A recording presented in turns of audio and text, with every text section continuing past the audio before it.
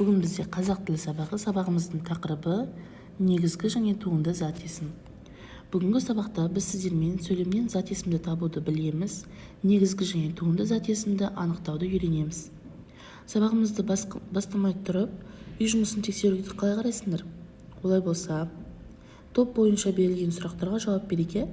Бірінші сұрақ: бізде зат есім дегеніміз не? Зат есім нешеге бөлінеді? Негізгі және туынды зат есім дегеніміз не? Мысал келтіреміз.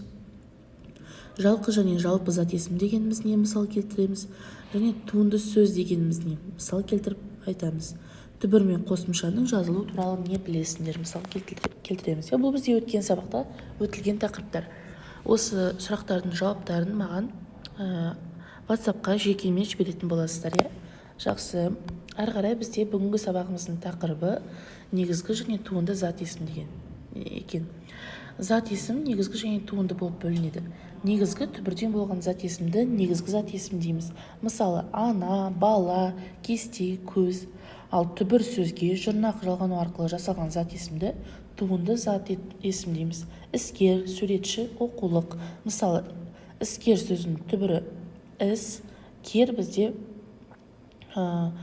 сөз тудырып тұрған жұрнақ болып саналады. Жақсы, бүгін осы тақырып бойынша жұмыс жасайтын боламыз. Ережені ереже дәптерге жазамыз, есімізде сақтаймыз, жаттаймыз. Келесі сабақта ережені сұрайтын боламын. Бізде сіздермен 15-ші оқулықтың 15-ші бетінде 21-ші жаттығу берілген.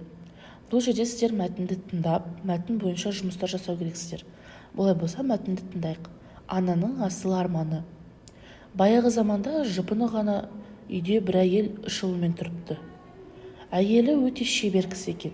Ол үнемі торқа орамалды жібекпен кестелеп күнелтіпті.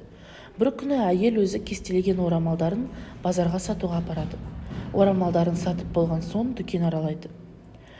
Бір дүкеннен сондай әдемі сурет көреді. Суретте жеміс ағашының ішіндегі әдемі үй, айналасындағы көгал, оны қақ жарып жатқан су, бақта сайраған бұлбұл бейнеленіпті.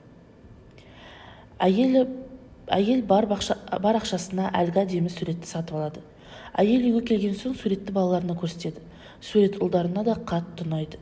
Шешесі: осындай үйде мен де тұрар ма екем дейді. Кіші ұлы Сырбай: егер сіз осы суретті орамалға дәл өзіндей етіп кестелесеңіз, сол суреттегі өмірдің ішінде өзіңіз де тұрғандай болар едіңіз дейді. Бұл да дұрыс екен. Осылай етіп бір көрейінші дейді. Әйел кестелеуге кіріседі.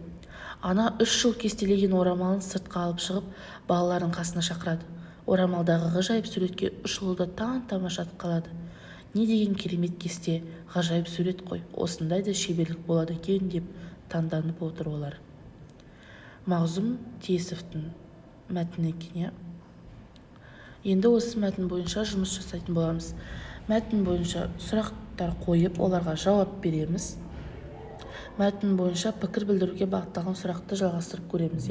Сіздерде, мысалы, біріншісі берілген: әйел барлық ақшасына әдемі суретті сатып алу себебі неде деп ойлайсыңдар?